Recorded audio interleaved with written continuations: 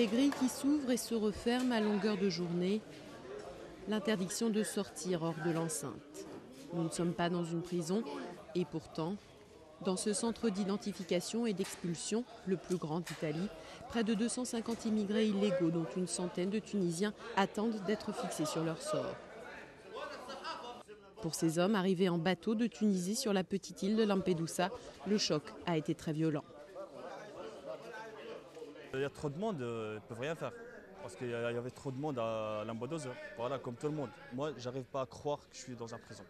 Parce que j'ai jamais dans ma vie été en prison. J'ai jamais été, même dans un commissariat ou à la préfecture ou un truc comme ça, j'ai jamais été.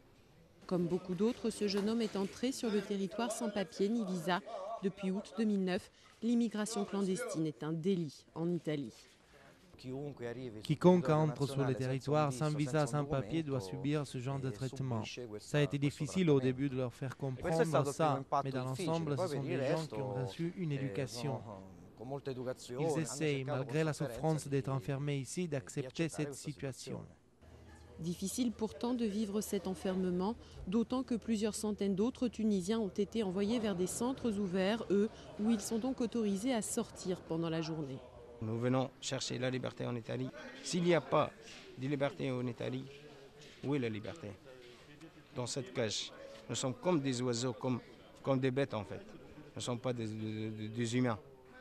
Une situation d'autant plus difficile à supporter que ces nouveaux arrivés doivent cohabiter avec des délinquants qui attendent d'être reconduits à la frontière. Certains Tunisiens vont essayer d'obtenir le statut de réfugiés politiques en se disant menacés s'ils retournent dans leur pays. Pour les autres, il faudra probablement rentrer en Tunisie.